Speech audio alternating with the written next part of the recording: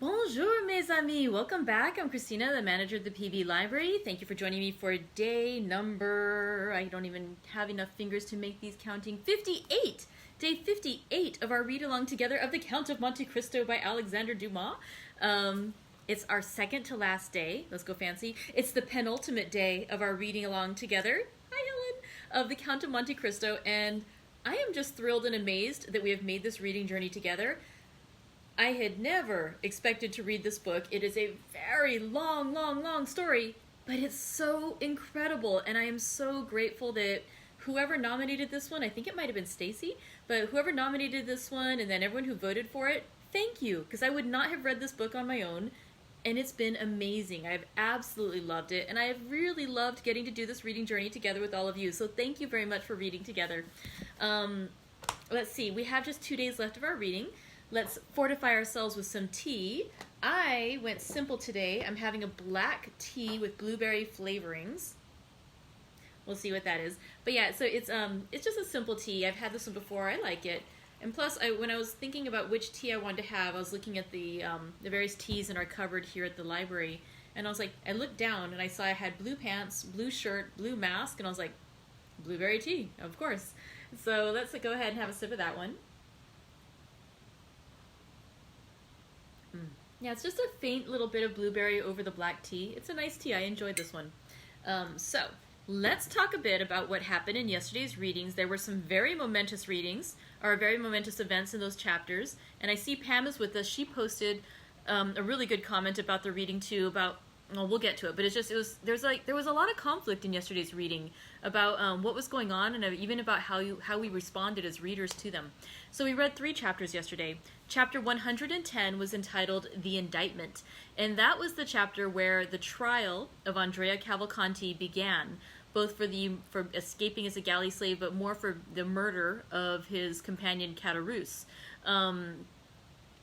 And in that, the trial began with Andrea being asked very simply, "Tell us your name."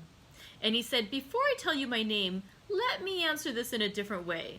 And he tells them about where he was born, when he was born. And as he says these details, Villefort looks up and is surprised because he recognizes the date and the place upon which Andrea Cavalcanti was born. And so Andrea spins out his tale, and eventually when he is asked again to give his name, he says, "I don't know, because I was abandoned as a youth, and as a baby. In fact, my father buried me alive, but I do know the name of my father, and he is the king's attorney. His name is Monsieur de Villefort." Oh, tumult erupts in the courtroom. Everyone is amazed and stunned. The only one who is quiet is Monsieur de Villefort, who is just stunned into silence. Eventually, they ask him, "Is there any truth to this?" And Monsieur de Villefort gets up and he says, "Yes. I'm not even going to fight these claims. It is all true. And in fact, I'm going to leave the resolution of this case to the next king's attorney who will follow me, because he's committed the crime of burying a child alive. He's no longer fit to serve as a prosecutor for the king." So the chapter ends with him acknowledging the truth of these accusations made by Andrea Cavalcanti. The next chapter, 111, is entitled Expiation. Expiation is, the word means atonement or making amends for something. And in expiation, we follow Monsieur de Villefort. As he leaves the trial and he goes home, as he's riding in the carriage, he remembers that before he had left that morning, when he was still feeling confident, smug, and, as if he deserved to be the arbiter of justice and of right and wrong, that he was, he had that moral authority, he had judged his wife for the murder of, the poisonings of other members of his family, and he had sentenced her to death. Not even the public death of a trial and being then being killed on the scaffold, but of the private execution and judgment of, "You must poison yourself before I come home, or else I will make it this public trial." So he remembers this, and on the way home he realizes he lacks the moral authority to be that judge. He himself is a criminal. He himself is a sinner, and he does not deserve to make that judgment. And if anything, the two of them, if they can escape together, escape this justice and judgment together, and the two of them will each almost in a way balance each other's sin, because are her crimes so bad compared to his, are his so bad compared to hers? And he also posits that perhaps she couldn't help but to become a poisoner when she was living with him, so morally bankrupt, so just such a wrongdoer himself, that he may have poisoned the atmosphere in which she lived, that she couldn't help but to become corrupted herself and therefore become a poisoner. It's good stuff. So he's feeling this guilt. He gets home and he runs up to his wife's room. He knocks on the door. She doesn't answer. He bursts the door open and he sees her there. And she lets him know that it's done. She has taken the poison. And then she collapses. So he gets there just in time to see his wife die. He's devastated. He feels terrible about it. But then he remembers their son is still there. There's still hope, while his son is there.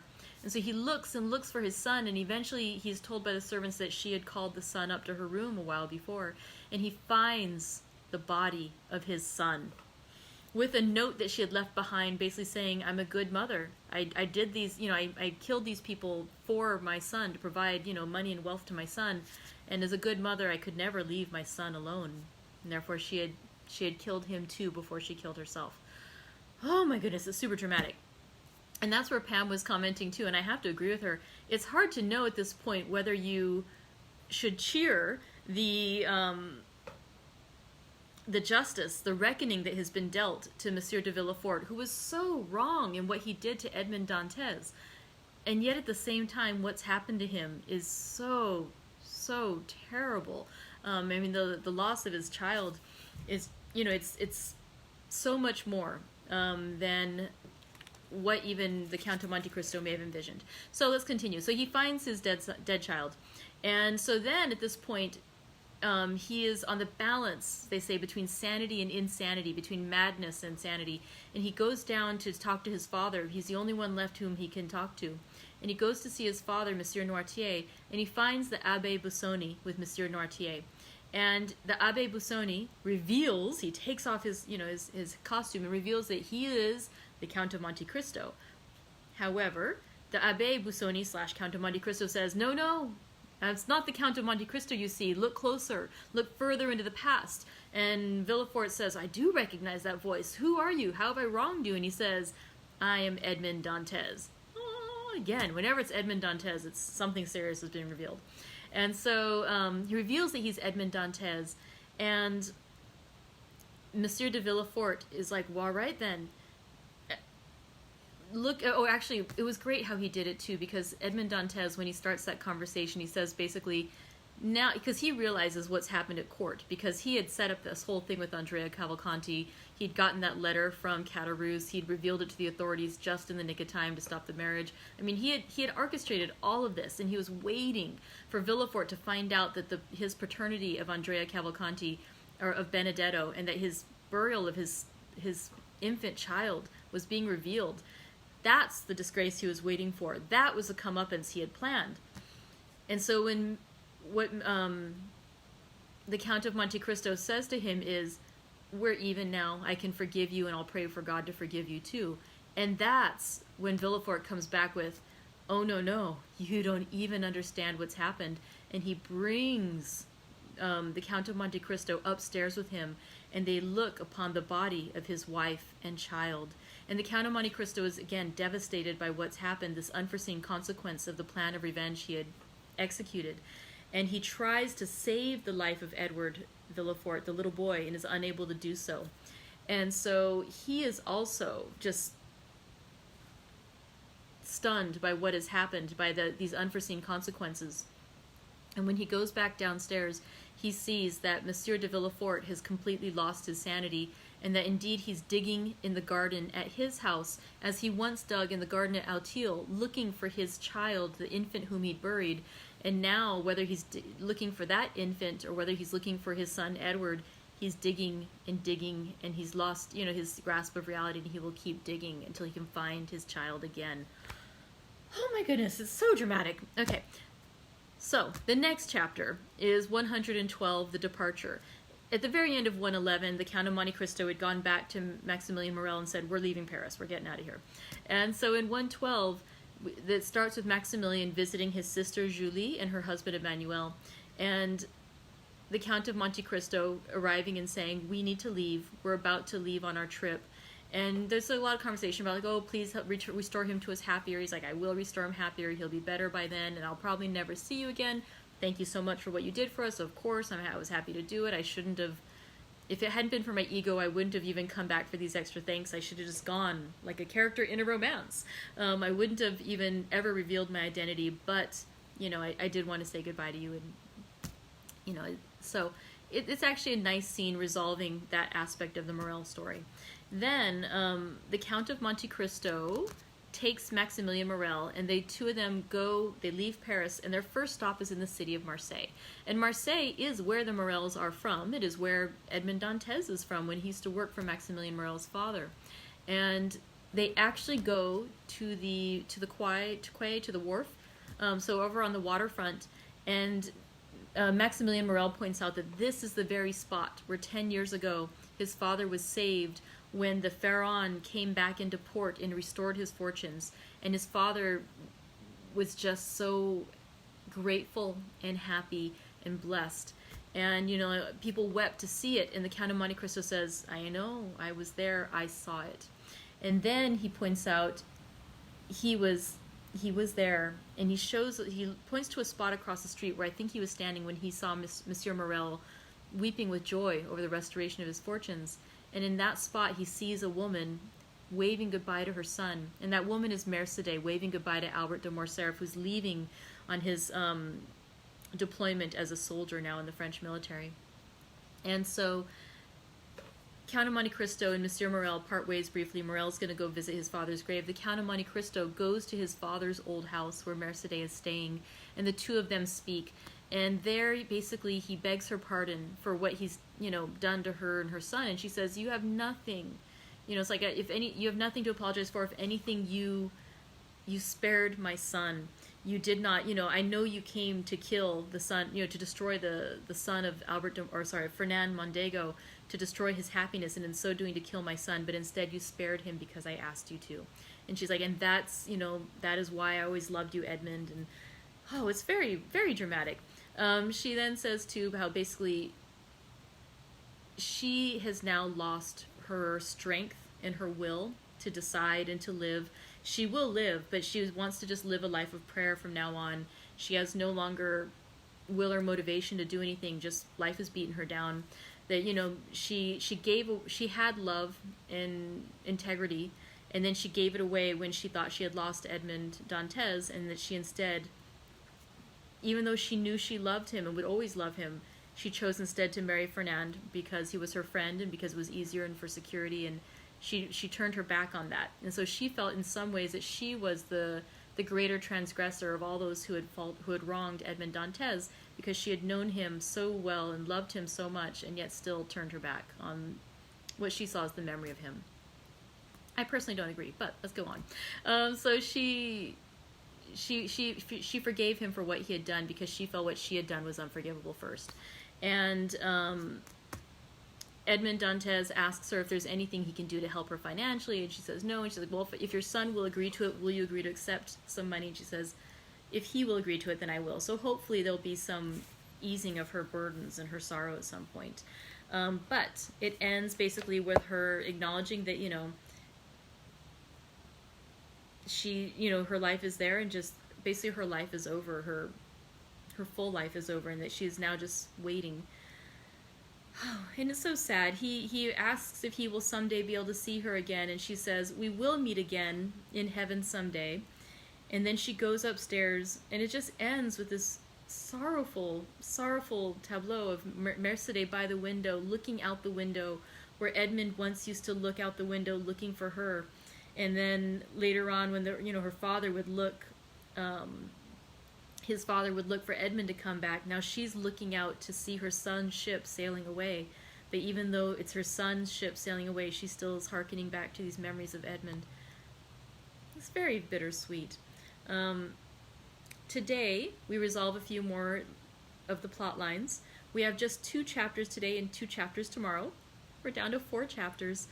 Today we're reading chapter 113 and 114, and we'll begin with chapter 113, which is entitled The Past. The Count departed with a sad heart from the house in which he had left Mercédès, probably never to behold her again. Since the death of little Edward, a great change had taken place in Monte Cristo. Having reached the summit of his vengeance by a long and tortuous path, he saw an abyss of doubt yawning before him. More than this, the conversation which had just taken place between Mercédès and himself had awakened so many recollections in his heart that he felt it necessary to combat with them. A man of the Count's temperament could not long indulge in that melancholy which can exist in common minds, but which destroys superior ones. He thought he must have made an error in his calculations if he now found cause to blame himself. "I cannot have deceived myself," he said. "I must look upon the past in a false light. What," he continued, "can I have been following a false path? Can the end which I proposed be a mistaken end? Can 1 hour have sufficed to prove to an architect that the work upon which he founded all his hopes was an impossible, if not a sacrilegious, undertaking? I cannot reconcile myself to this idea. It would madden me. The reason why I am now dissatisfied is that I have not a clear appreciation of the past. The past, like the country through which we walk, becomes indistinct as we advance. My position is like that of a person wounded in a dream. He feels the wound, though he cannot recollect when he received it. Come, then, thou regenerate man, thou extravagant prodigal, thou awakened sleeper, thou all-powerful visionary, thou invincible millionaire. Once again review thy past life of starvation and wretchedness. Revisit the scenes where fate and misfortune conducted and where despair received thee. Too many diamonds, too much gold and splendor are now reflected by the mirror in which Monte Cristo seeks to behold Dantès. Hide thy diamonds, bury thy gold, shroud thy splendor, exchange riches for poverty, liberty for a prison, a living body for a corpse." As he thus reasoned, Monte Cristo walked down the Rue de la Caisserie. It was the same through which, 24 years ago, he had been conducted by a silent and nocturnal guard. The houses, today so smiling and animated, were on that night dark, mute, and closed. "And yet they were the same," murmured Monte Cristo, "only now it is broad daylight instead of night. It is the sun which brightens the place and makes it appear so cheerful." He proceeded towards the quay by the Rue Saint-Laurent and advanced to the Consigne. It was the point where he had embarked. A pleasure boat with striped awning was going by. Monte Cristo called the owner, who immediately rowed up to him with the eagerness of a boatman hoping for a good fare. The weather was magnificent and the excursion a treat. The sun, red and flaming, was sinking into the embrace of the welcoming ocean. The sea, smooth as crystal, was now and then disturbed by the leaping of fish, which were pursued by some unseen enemy and sought for safety in another element, while on the extreme verge of the horizon might be seen the fishermen's boats, white and graceful as the seagull, or the merchant vessels bound for Corsica or Spain. But notwithstanding the serene sky, the gracefully formed boats, and the golden light in which the whole scene was bathed, the Count of Monte Cristo, wrapped in his cloak, could think only of this terrible voyage, the details of which were one by one recalled to his memory. The solitary light burning at the Catalans, that first sight of the Chateau d'If, which told him whither they were leading him, the struggle with the gendarmes when he wished to throw himself overboard, his despair when he found himself vanquished, and the sensation when the muzzle of the carbine touched his forehead. All these were brought before him in vivid and frightful reality.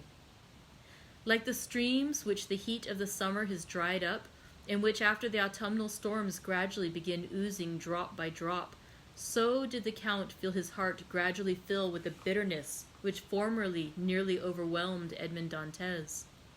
Clear sky, swift flitting boats, and brilliant sunshine disappeared. The heavens were hung with black, and the gigantic structure of the Chateau d'If seemed like the phantom of a mortal enemy. As they reached the shore, the Count instinctively shrunk to the extreme end of the boat, and the owner was obliged to call out, in his sweetest tone of voice, "Sir, we are at the landing." Monte Cristo remembered that on that very spot, on the same rock, He had been violently dragged by the guards, who forced him to ascend the slope at the points of their bayonets. The journey had seemed very long to Dantès, but Monte Cristo found it equally short. Each stroke of the oar seemed to awaken a new throng of ideas, which sprang up with the flying spray of the sea. There had been no prisoners confined in the Château d'If since the Revolution of July. It was only inhabited by a guard, kept there for the prevention of smuggling. A concierge waited at the door to exhibit to visitors this monument of curiosity, once a scene of terror. The Count inquired whether any of the ancient jailers were still there, but they had all been pensioned or had passed on to some other employment. The concierge who attended him had only been there since 1830. He visited his own dungeon. He again beheld the dull light vainly endeavoring to penetrate the narrow opening. His eyes rested upon the spot where had stood his bed, since then removed, and behind the bed the new stones indicated where the breach made by the Abbé Faria had been. Monte Cristo felt his limbs tremble. He seated himself upon a log of wood. "Are there any stories connected with this prison besides the one relating to the poisoning of Mirabeau?" asked the Count. "Are there any traditions respecting these dismal abodes, in which it is difficult to believe men can ever have imprisoned their fellow creatures?" "Yes, sir. Indeed, the jailer Antoine told me one connected with this very dungeon." Monte Cristo shuddered. Antoine had been his jailer. He had almost forgotten his name and face, but at the mention of the name he recalled his person as he used to see it, the face encircled by a beard, wearing the brown jacket, the bunch of keys, the jingling of which he still seemed to hear. The Count turned around and fancied he saw him in the corridor, rendered still darker by the torch carried by the concierge. "Would you like to hear the story, sir?" "Yes, relate it," said Monte Cristo, pressing his hand to his heart to still its violent beatings. He felt afraid of hearing his own history. "This dungeon," said the concierge, "was, it appears, some time ago occupied by a very dangerous prisoner, the more so since he was full of industry. Another person was confined in the chateau at the same time, but he was not wicked. He was only a poor mad priest." "Ah, indeed. Mad," repeated Monte Cristo. "And what was his mania?" "He offered millions to anyone who would set him at liberty." Monte Cristo raised his eyes, but he could not see the heavens. There was a stone veil between him and the firmament. He thought that there had been no less thick a veil before the eyes of those to whom Faria offered the treasures. "Could the prisoners see each other?" he asked. "Oh, no, sir, it was strictly forbidden. But they eluded the vigilance of the guards and made a passage from one dungeon to the other." "And which of them made this passage?" "Oh, it must have been the young man, certainly, for he was strong and industrious, while the abbé was aged and weak. Besides, his mind was too vacillating to allow him to carry out an idea." "Blind fools," murmured the Count. "However, be that as it may, the young man made a tunnel. How or by what means no one knows, but he made it, and there is the evidence yet remaining of his work. Do you see it?" And the man held the torch to the wall. "Ah, yes, I see," said the Count, in a voice hoarse from emotion. "The result was that the two men communicated with one another. How long they did so, nobody knows. One day the old man fell ill and died. Now, guess what the young one did." "Tell me." "He carried off the corpse, which he placed in his own bed with its face to the wall. Then he entered the empty dungeon, closed the entrance, and slipped into the sack which had contained the dead body. Did you ever hear of such an idea?" Monte Cristo closed his eyes and seemed again to experience all the sensations he had felt when the coarse canvas, yet moist with the cold dews of death, had touched his face. The jailer continued. Now, this was his project.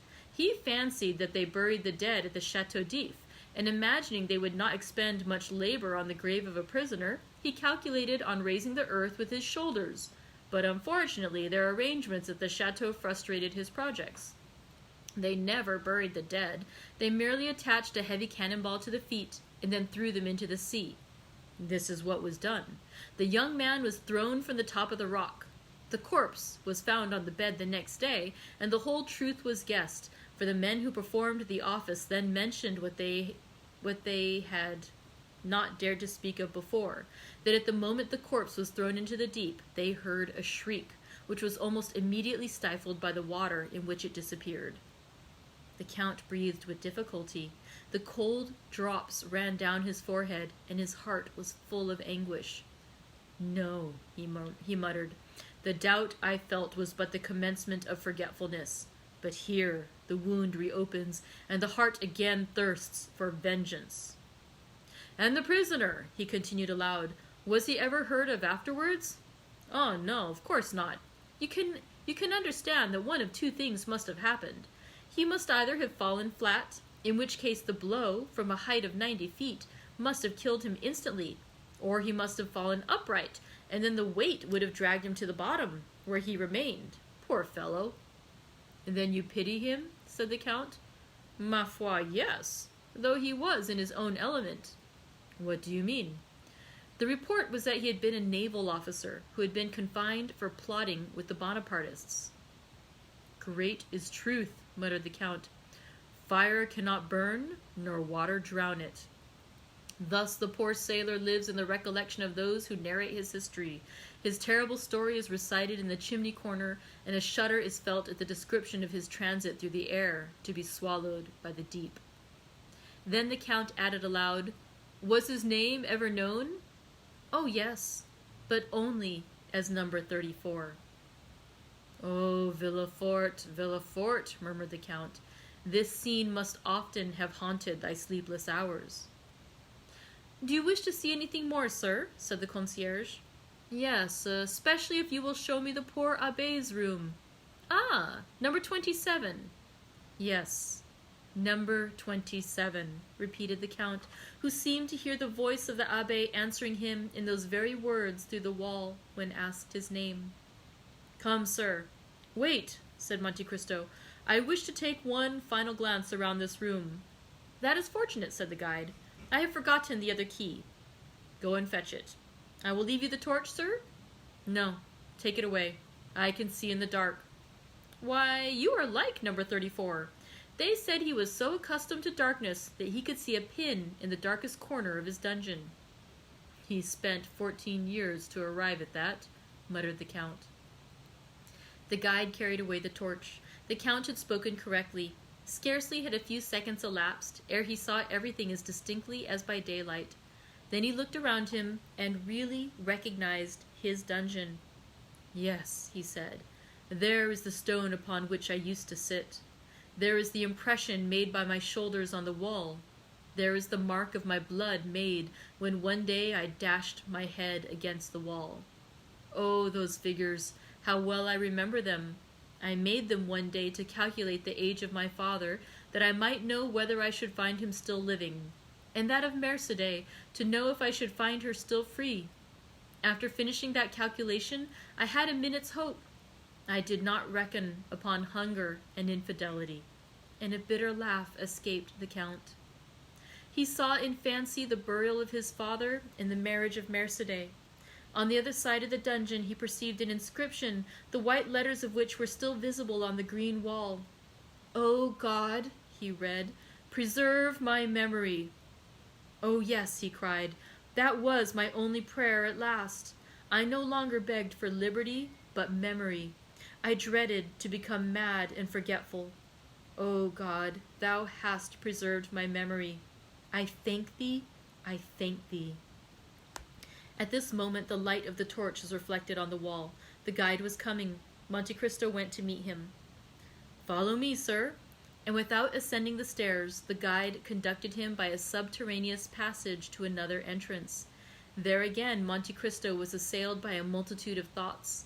The first thing that met his eye was the meridian, drawn by the abbé on the wall, by which he calculated the time. Then he saw the remains of the bed on which the poor prisoner had died. The sight of this, instead of exciting the anguish experienced by the Count in the dungeon, filled his heart with a soft and grateful sentiment, and tears fell from his eyes. "This is where the mad abbé was kept, sir, and that is where the young man entered," and the guide pointed to the opening which had remained unclosed. "From the appearance of the stone," he continued, A learned gentleman discovered that the prisoners might have communicated together for 10 years. Poor things, those must have been 10 weary years. Dantes took some louis from his pocket and gave them to the man who had twice unconsciously pitied him. The guide took them, thinking them merely a few pieces of little value, but the light of the torch revealed their true worth. "Sir," he said, "you have made a mistake. You have given me gold." "I know it." The concierge looked upon the Count with surprise. "Sir," he cried, scarcely able to believe his good fortune, "sir, I cannot understand your generosity." "Oh, it is very simple, my good fellow. I have been a sailor, and your story touched me more than it would others." "Then, sir, since you are so liberal, I ought to offer you something." "What have you to offer me, my friend? What have you to offer to me, my friend? Shells? Straw work?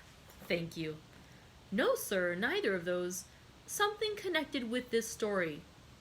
"Really? What is it?" "Listen," said the guide. "I said to myself, something is always left in a cell inhabited by one prisoner for 15 years. So I began to sound the wall." Ah, cried Monte Cristo, remembering the abbé's 2 hiding places. "After some search, I found that the floor gave a hollow sound near the head of the bed and at the hearth." "Yes," said the Count, "yes." "I raised the stones and found a rope ladder and some tools." "How do you know that?" asked the guide in astonishment. "I do not know, I only guess it, because that sort of thing is generally found in prisoners' cells." "Yes, sir, a rope ladder and tools."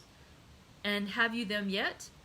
"No, sir, I sold them to visitors who considered them great curiosities, but I have still something left."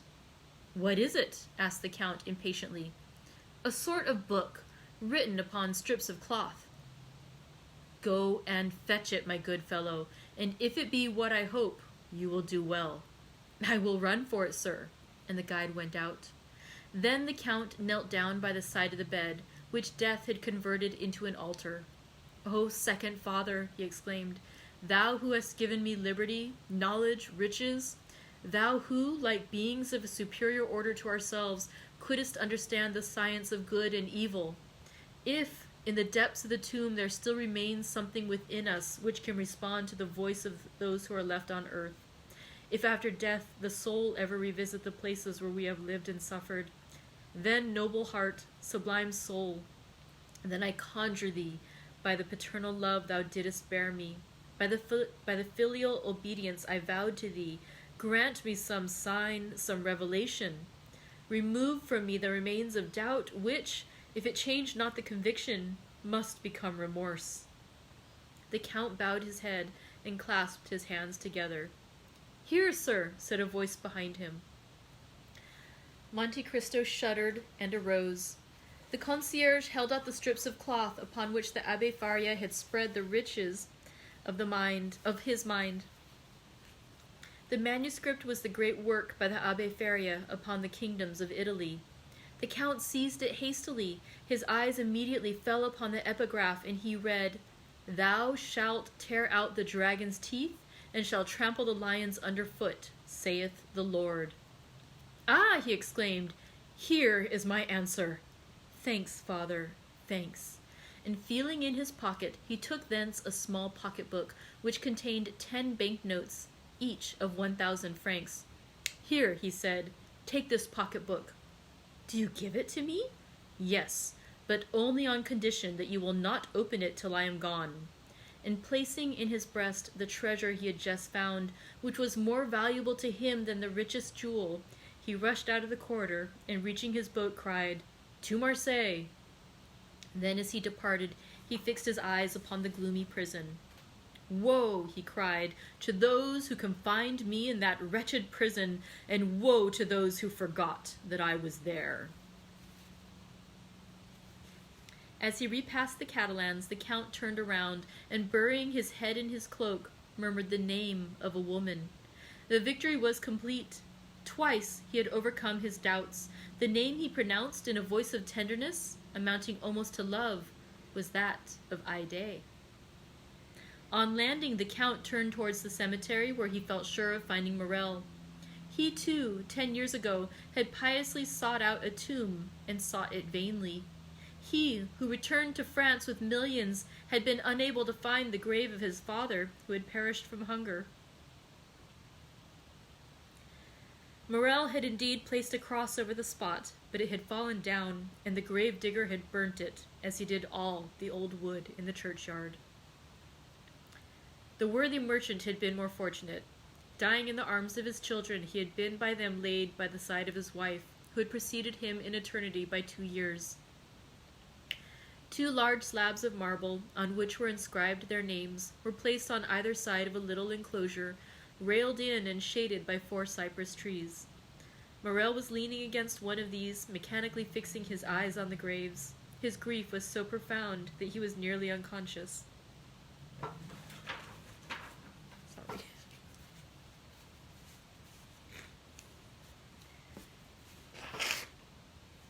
Okay.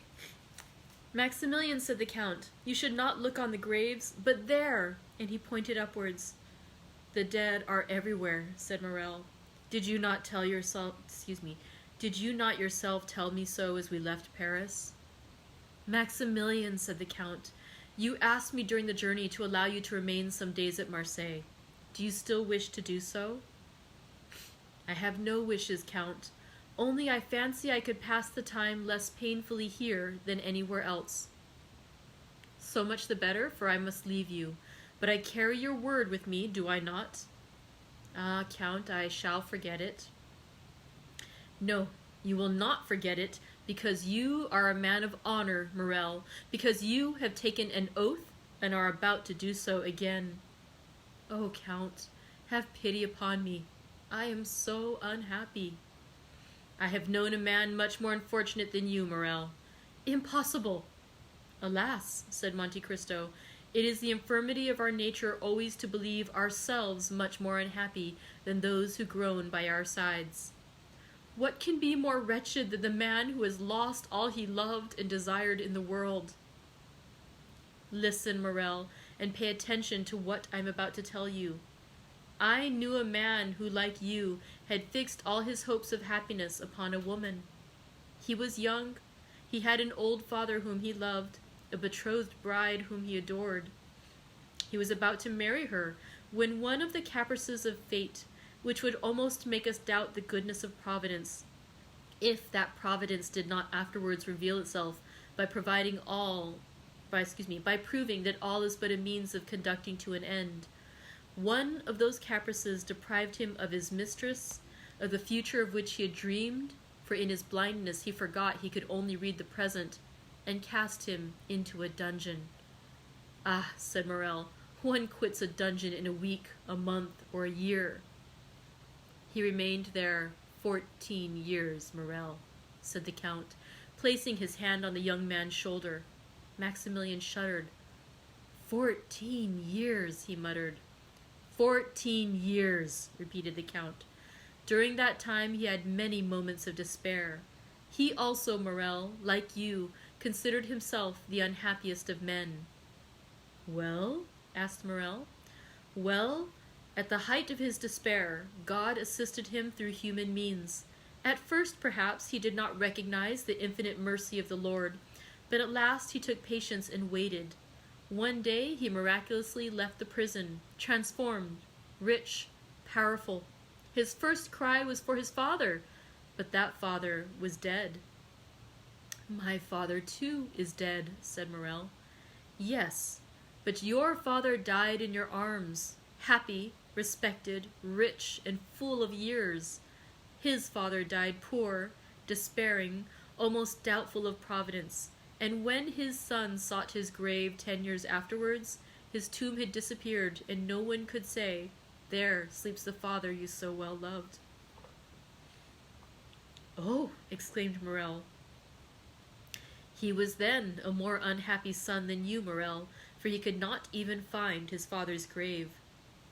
But then he had the woman he loved still remaining.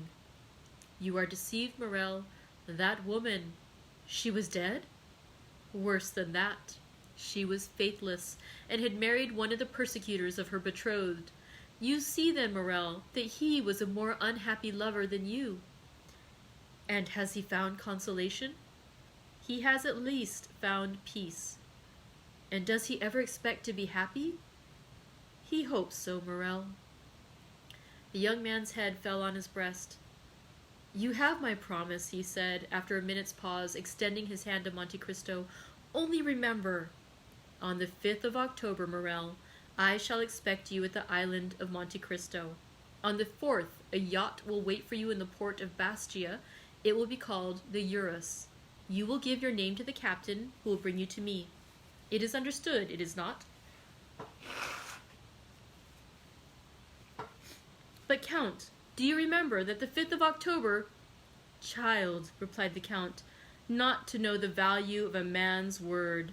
I have told you 20 times that if you wish to die on that day, I will assist you.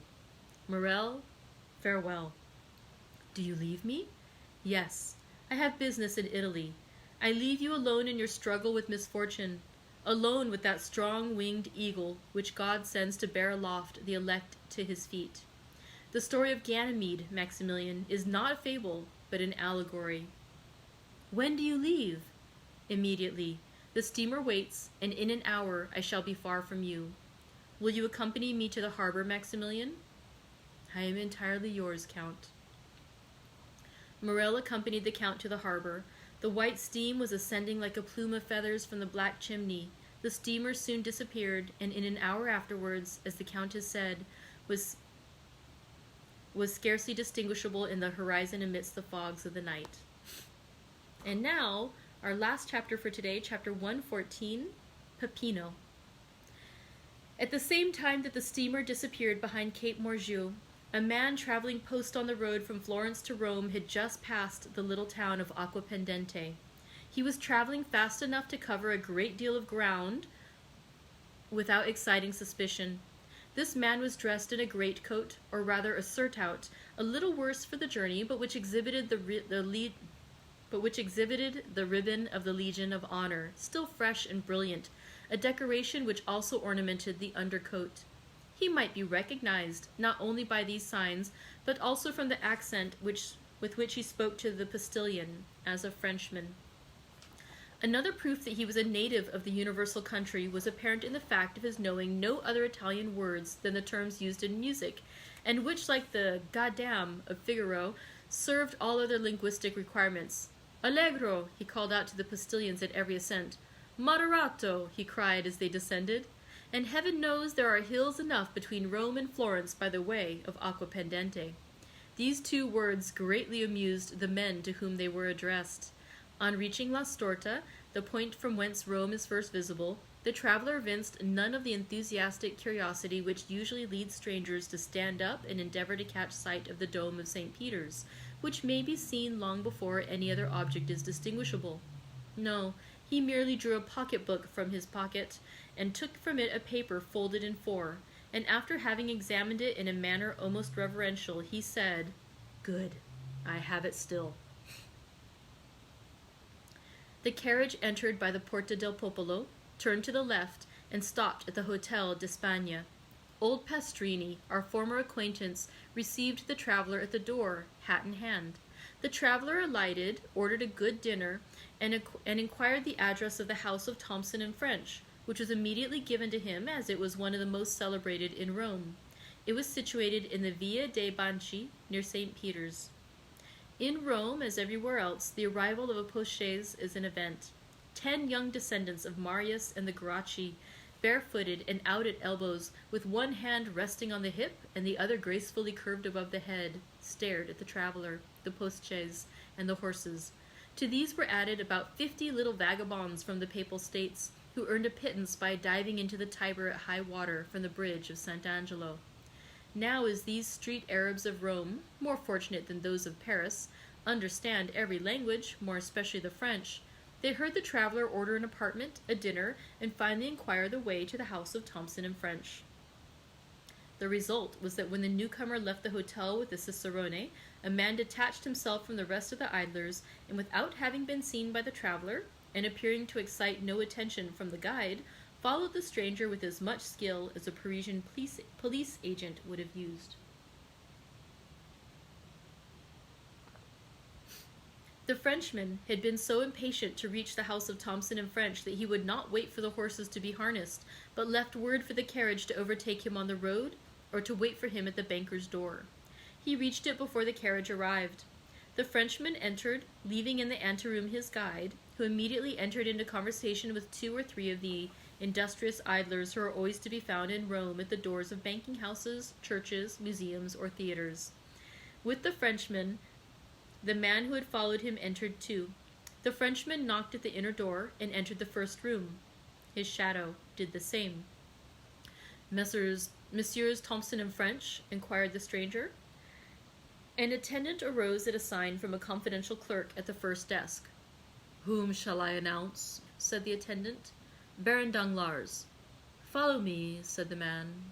A door opened, through which the attendant and the baron disappeared.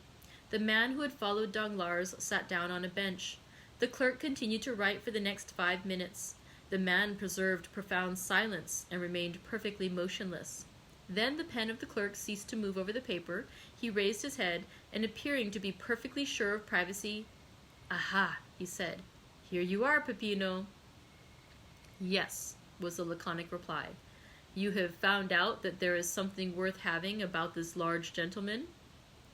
"There is no great merit to me, for we were informed of it." "You know his business here, then?" "Pardieu, he has come to draw, but I don't know how much." "You will know presently, my friend." "Very well, only do not give me false information as you did the other day." "What do you mean? Of whom do you speak? Was it the Englishman who carried off 3,000 crowns from here the other day?" "No, he really had 3,000 crowns, and we found them. I mean the Russian prince, who you said had 30,000 livres, and we only found 22,000. You must have searched badly."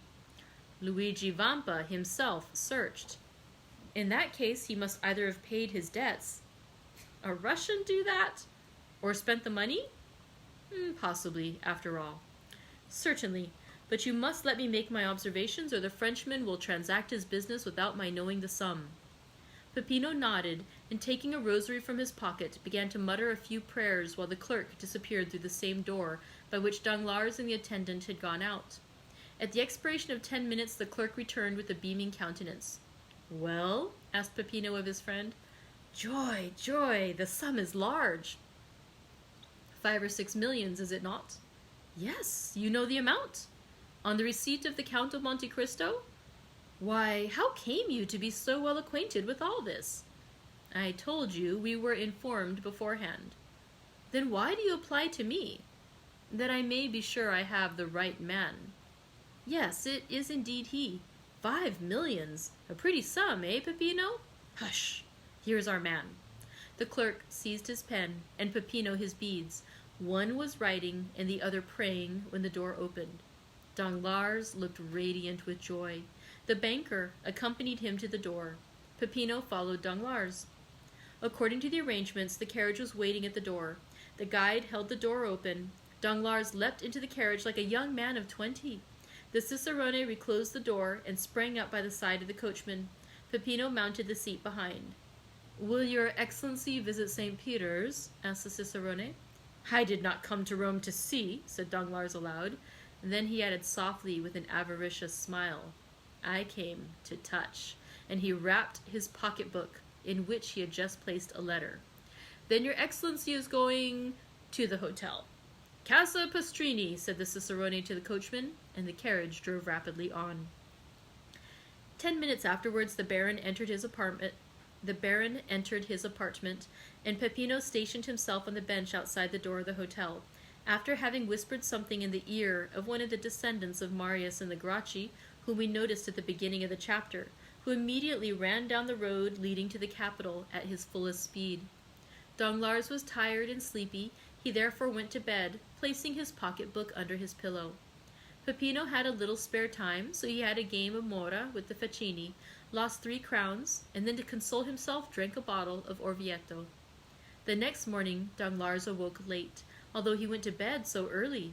He had not slept well for 5 or 6 nights, even if he had slept at all. He breakfasted heartily, and caring little, as he said, for the beauties of the eternal city, ordered post-horses at noon.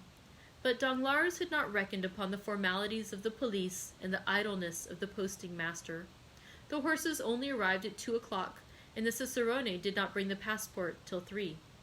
All these preparations had collected a number of idlers round the door of Signor Pastrini's. The descendants of Marius and the Gracchi were also not wanting. The Baron walked triumphantly through the crowd, who for the sake of gain styled him "Your Excellency." As Danglars had hitherto contented himself with being called a baron, he felt rather flattered at the title of Excellency, and distributed a dozen silver coins among the beggars, who were ready for 12 more to call him "Your Highness." "Which road?" asked the postilion in Italian. "The Ancona road," replied the Baron. Signor Pastrini interpreted the question and answer, and the horses galloped off.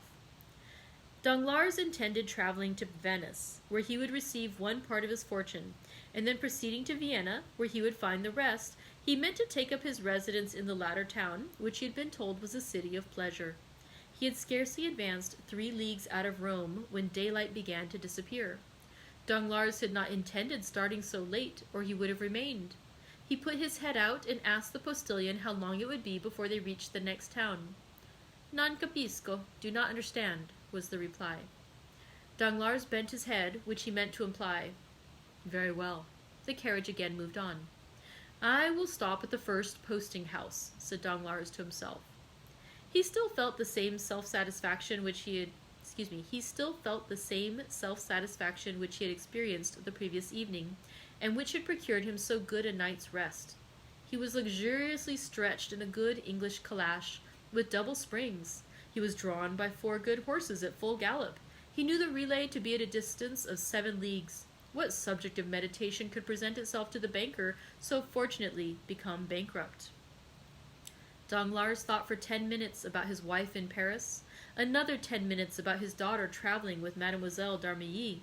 The same period was given to his creditors and the manner in which he intended spending their money.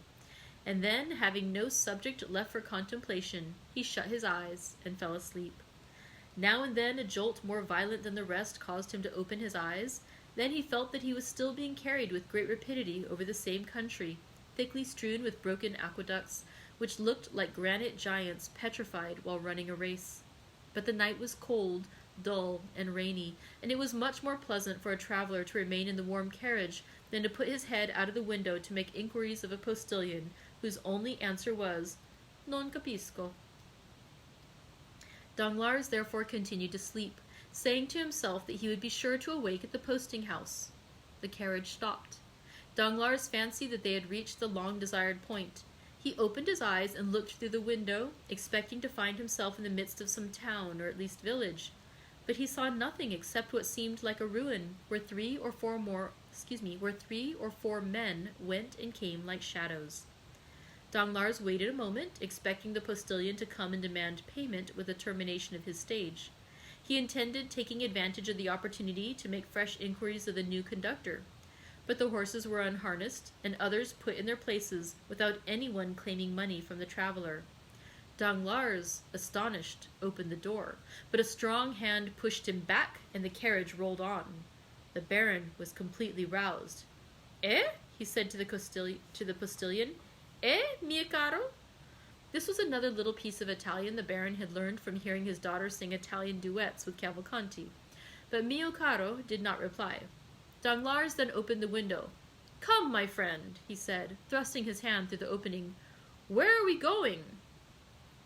"Dentro la testa," answered a solemn and imperious voice, accompanied by a menacing gesture. Danglars thought dentro la testa meant "put in your head." He was making rapid progress in Italian.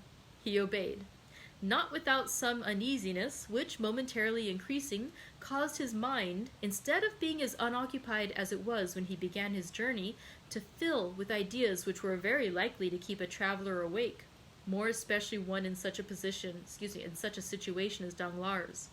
His eyes acquired that quality which in the first moment of strong emotion enables them to see distinctly, and which afterwards fails from being too much taxed. Before we are alarmed, we see correctly.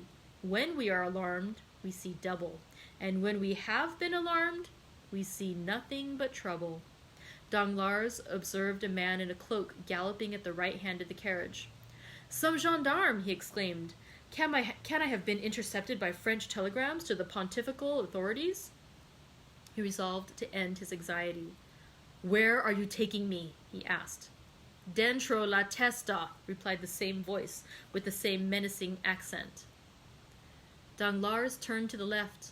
Another man on horseback was galloping on that side. "Decidedly," said Danglars, with the perspiration on his forehead, "I must be under arrest." And he threw himself back in the calash, not this time to sleep, but to think. Directly afterwards the moon rose. He then saw the great aqueducts, those stone phantoms which he had before remarked, only then they were on the right hand, now they were on the left. He understood that they had described a circle and were bringing him back to Rome. "Oh, unfortunate!" he cried. "They must have obtained my arrest." The carriage continued to roll on with frightful speed. An hour of terror elapsed, for every spot they passed showed that they were on the road back. At length he saw a dark mass, against which it seemed as if the carriage was about to dash, but the vehicle turned to one side, leaving the barrier behind, and Danglars saw that it was one of the ramparts encircling Rome. "Mon Dieu!" cried Danglars, "we are not returning to Rome. Then it is not justice which is pursuing me. Gracious heavens! Another idea presents itself. What if they should be—" His hair stood on end. He remembered those interesting stories so little believed in Paris respecting Roman bandits. He remembered the adventures that Albert de Morcerf had related when it was intended that he should marry Mademoiselle Eugénie. "They are robbers, perhaps," he muttered. Just then the carriage rolled on something harder than gravel road. Danglars hazarded a look on both sides of the road, and perceived monuments of a singular form, and his mind now recalled all the details Morcerf had related, and comparing them with his own situation, he felt sure that he must be on the Appian Way. On the left, in a sort of valley, he perceived a circular excavation. It was Caracalla's circus. On a word from the man who rode at the side of the carriage, it stopped. At the same time the door was opened. "Scendi!" exclaimed a commanding voice. Danglars instantly descended, although he did not yet speak Italian, he understood it very well. More dead than alive, he looked around him. 4 men surrounded him, besides the postilion. "Di qua," said one of the men, descending a little path leading out of the Appian Way. Appian Way? Danglars followed his guide without opposition, and had no occasion to turn around to see whether the 3 others were following him. Still, it appeared as though they were stationed at equal distances from one another, like sentinels. After walking for about 10 minutes, during which Danglars did not exchange a single word with his guide, he found himself between a hillock and a clump of high weeds. 3 men, standing silent, formed a triangle, of which he was the center. He wished to speak, but his tongue refused to move. "Avanti!" said the same sharp and imperative voice. This time Danglars had double reason to understand, for if the word and gesture had not explained the speaker's meaning, it was clearly expressed by the man walking behind him, who pushed him so rudely that he struck against the guide. This guide was our friend Peppino, who dashed into the thicket of high weeds through a path which none but lizards or polecats could have imagined to be an open road. Peppino stopped before a rock overhung by thick hedges. The rock, half open, afforded a passage to the young man, who disappeared like the evil spirits in the fairy tales. The voice and gesture of the man who followed Danglars ordered him to do the same. There was no longer any doubt. The bankrupt was in the hands of Roman banditti. Danglars acquitted himself like a man placed between 2 dangerous positions, and who is rendered brave by fear. Notwithstanding his large stomach, certainly not intended to penetrate the fissures of the Campagna, he slid down like Peppino, and closing his eyes, fell upon his feet. As he touched the ground, he opened his eyes. The path was wide, but dark. Peppino, who cared little for being recognized now that he was in his own territories, struck a light and lit a torch. 2 other men descended after Danglars, forming the rear guard, and pushing Danglars whenever he happened to stop. They came by a gentle declivity to the intersection of 2 corridors.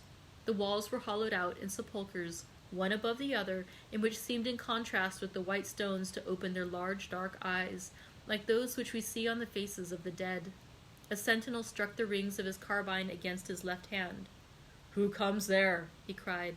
A friend, said Peppino. "But where is the captain?" "There," said the sentinel, pointing over his shoulder to a spacious crypt, hollowed out of the rock, the lights from which shone into the passage through the large arched openings. "Fine spoil, captain, fine spoil," said Peppino in Italian, and taking Danglars by the collar of his coat, he dragged him to an opening resembling a door, through which they entered the apartment which the captain appeared to have made his dwelling place. "Is this the man?" asked the captain, who was attentively reading Plutarch's Life of Alexander. "Himself, captain, himself." "Very well, show him to me." At this rather impertinent order, Peppino raised his torch to the face of Danglars, who hastily withdrew that he might not have his eyelashes burnt. His agitated features presented the appearance of pale and hideous terror. "The man is tired," said the captain. "Conduct him to his bed." "Oh," murmured Danglars, "that bed is probably one of the coffins hollowed in the wall, and the sleep I shall enjoy will be death from one of the poniards I see glistening in the darkness." From their beds of dried leaves or wolfskins at the back of the chamber now arose the companions of the man who had been found by Albert de Morcerf reading Caesar's Commentaries, and by Danglars studying the Life of Alexander. The banker uttered a groan and followed his guide. He neither supplicated nor exclaimed. He no longer possessed strength, will, power, or feeling. He followed where they led him. At length he found himself at the foot of a staircase, and he mechanically lifted his foot 5 or 6 times. Then a low door was opened before him, and bending his head to avoid striking his forehead, he entered a small room cut out of the rock. The cell was clean, though empty, and dry, though situated at an immeasurable distance under the earth. The cell was clean, though empty, and dry, though situated at an immeasurable distance under the earth. A bed of dried grass covered with goat skins was placed in one corner. Danglars brightened up on beholding it, fancying that it gave some promise of safety. "Oh, God be praised," he said. "It is a real bed." This was the second time within the hour that he had invoked the name of God. He had not done so for 10 years before. "Ecco," said the guide, and pushing Danglars into the cell, he closed the door upon him. A bolt grated, and Danglars was a prisoner. If there had been no bolt, it would have been impossible for him to pass through the midst of the garrison who held the catacombs of San Sebastian, encamped around a master whom our readers must have recognized as the famous Luigi Vampa. Danglars too had recognized the bandit, whose existence he would not believe when Albert de Morcerf mentioned him in Paris, and not only did he recognize him, but the cell in which Albert had been confined, and which was probably kept for the accommodation of strangers. These recollections were dealt upon with some pleasure by Danglars, and restored him to some degree of tranquillity. Since the bandits had not dispatched him at once, he felt that they would not kill him at all. They had arrested him for the purpose of robbery, and as he had only a few louis about him, he doubted not he would be ransomed. He remembered that Morcerf had been taxed at 4,000 crowns, and as he considered himself of much greater importance than Morcerf, he fixed his own price at 8,000 crowns. 8,000 crowns amounted to 48,000 livres. He would then have about 5,050,000 livres. He would then have about 5,050,000 francs left. With this sum, he could manage to keep out of difficulties. Therefore, tolerably secure in being able to extricate himself from his position, provided he were not rated at the unreasonable sum of 5,050,000 francs, he stretched himself on his bed, and after turning over 2 or 3 times, fell asleep with the tranquillity of the hero whose life Luigi Vampa was studying. And that concludes our second to last day of reading. Tomorrow, please join me at 3 o'clock for our conclusion. Finally, our conclusion. Just 2 more chapters of the Count of Monte Cristo. Oh my goodness, I can't believe we're almost there. Thank you very much for joining me today. I look forward to seeing you tomorrow. And if you have not yet signed up to attend the party on Friday, I encourage you to do so. You can RSVP to the event. Just say that you're interested in going, you are going, or you're interested in going, and I'll go ahead and email or send you back the passcode. All right, so thank you very much. I look forward to seeing you tomorrow, and then again on Friday. Bye!